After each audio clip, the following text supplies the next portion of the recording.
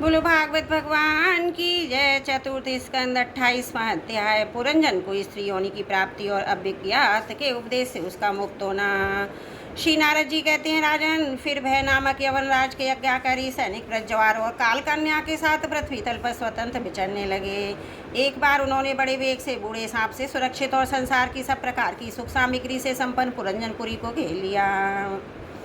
तब जिसके चंगुल में फंसकर पुरुष शीघ्र ही निसार हो जाता है, वह काल कन्या बलात् उस पुरी को प्रजा को भोगने लगी। उस समय वो यवन भी काल कन्या के द्वारा भोगी जाती हुई उस पुरी में चारों ओर से भिन्न भिन्न द्वारों से घुसकर उसका विध्वंस करने लगे। पुरी के इस प्रकार पीड़ित किए जाने पर उसके स्वामित्व का अभिमान रखने वाले तथा ममताग्रस्त कटुकम्रियों का तथा पुरंजन को नाना प्रकार के कलश सताने लगे। काल कन्या के आलिंगन करने से उसकी सारी श्री नष्ट हो गई। अत्यंत विषाक्त होने के कारण वह बहुत दीन हो गया। उसकी विवेक शक्ति नष्ट हो गई। गंधर्व यवनों ने बलात् उसका सारा ऐश्वर्य लूट लिया। उसने देखा कि सारा नगर नष्ट भ्रष्ट हो गया है। पुत्र पौत्र भृत्य और अमात्य वर्ग प्रतिकूल होकर अनादर करने लगे हैं। स्त्री स्नेह शून्य हो गई है। मेरी देह को काल कन्या ने वश में कर रखा है। पांचाल देश शत्रुओं के हाथ में पड़कर भ्रष्ट हो गया है।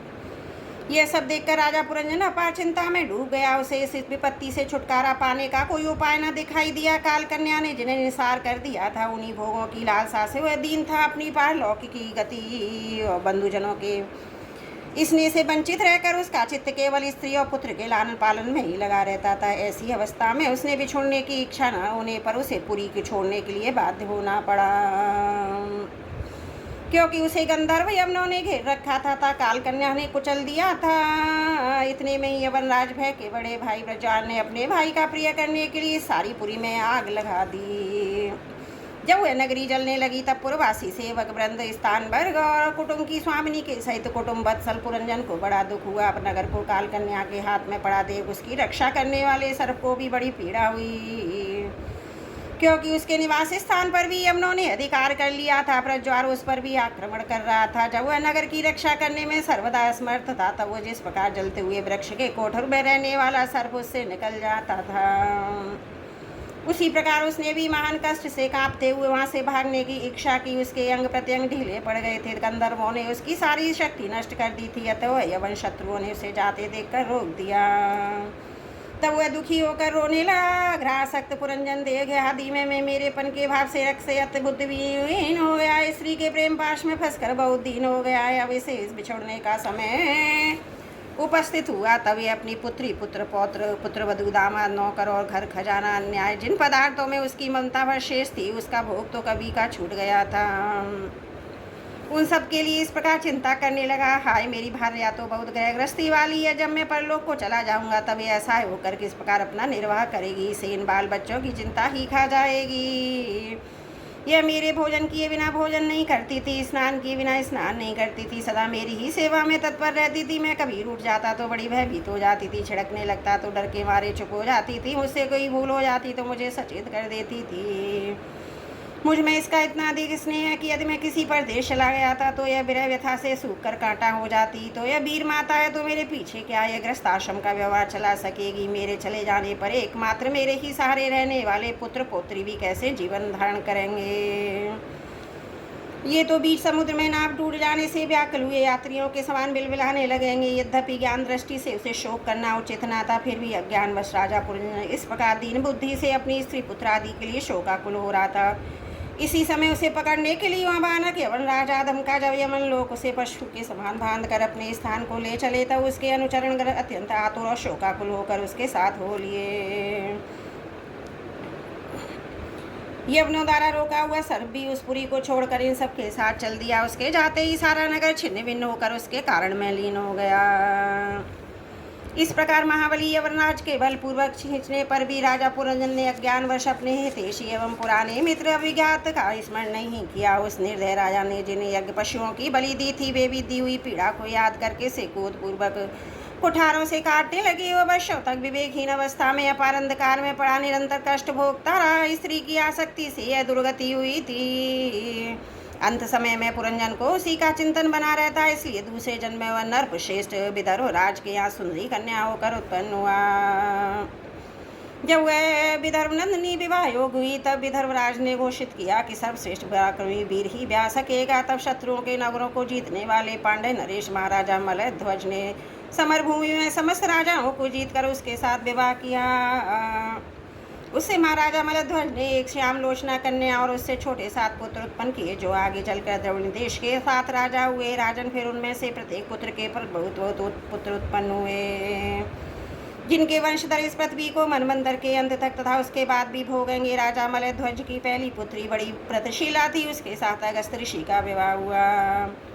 उससे उनके दृश्युत नाम का पुत्र हुआ, दृढ़श्युत का इदम्बा हुआ।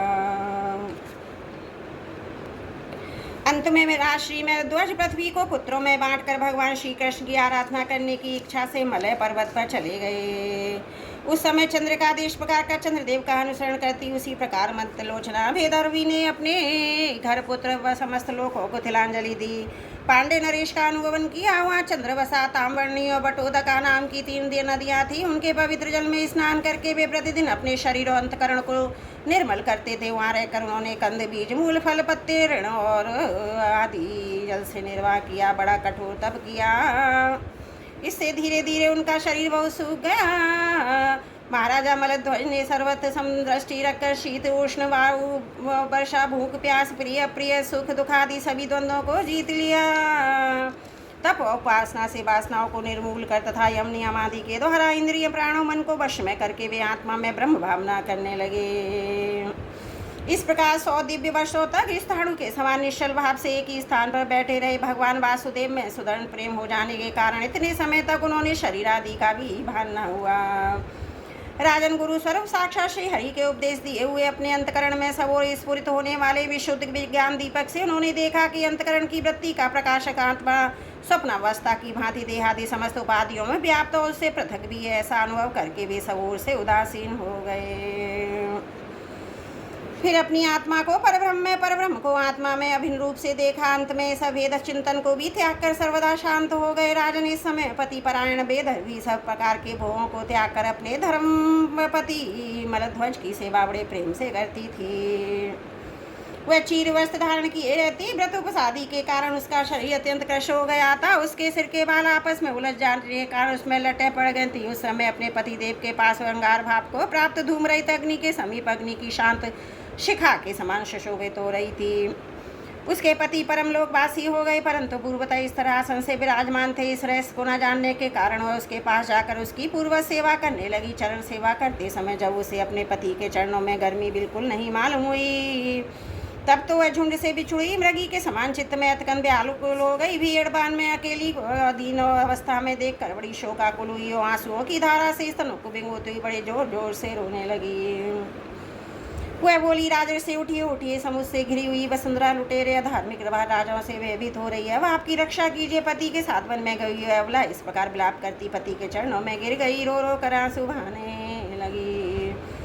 लकड़ियों की चिता बनाकर उसने उस पर पति शव का रखा। अग्नि लगाकर विलाप करते करते स्वयं सती का होने का निश्चय किया। राजन इसी समय उसका कोई पुराना मित्र एक हाथ में ज्ञानी ब्राह्मण हुआ आया। उसने उस रोती अबला को मधुरवाणी से समझाते हुए कहा। ब्राह्मण ने कहा, तू कौन है? किसकी पुत्री है जिसके लिए तू शोक कर रही है? वह सोया हुआ पुरुष कौन है? क्या तू मुझे नहीं जानती? मैं वही तेरा मित्र हूँ जिसके साथ तू पहले विचरा करती थी। सके, क्या तुम्हें अपनी याद आती है किस समय मैं तुम्हारा विव्यात नाम का सखा था? इस तुम पृथ्वी के भोग भोगने के लिए निवास स्थान की भोज में मुझे छोड़कर चले गए थे। आर्य, पहले मैं और तुम एक दूसरे मित्रों मानस निवासी हंसते। हम दोनों सहस्त्रों वर्षों तक बिना किसी निवास स्थान के ही रहे थे, किंतु मित्र तुम विषय भोगों की इच्छा से मुझे छोड़कर यहाँ पृथ्वी पर चले आए। यहाँ घूमते घूमते तुमने एक स्त्री का रचा हुआ स्थान देखा। उसमें 5 बगीचे, 9 दरवाजे, 1 द्वारपाल, 3 परकोटे, 6 वैश्यकुल, 5 बाजार थे। वह 5 उपादान कारणों से बना हुआ था। उसकी स्वामिनी एक स्त्री थी। महाराज इंद्रियों के लिए 5 विषय उसके बगीचे, 9 इंद्रिय छिद्र, द्वार, तेज, जल और 3 परकोटे थे। मन और 5 अज्ञान इंद्रियां, 6 वैश्यकुल थे। क्रिया शक्ति रूप कम इंद्रियों में बाजार थी। 5 भूति उसकी कभी क्षीण न होने वाले उपादान कारण थे। और बुद्धि शक्ति उसकी स्वामिनी थी। वह ऐसा नगर था जिसमें प्रवेश करने पर पुरुष ज्ञान शून्य हो जाता है, अपने स्वभाव को भूल जाता है। भाई, उस नगर में उसकी स्वामिनी के फंदे में पड़कर उसके साथ विहार करते करते तुम भी अपने स्वरूप को भूल गए।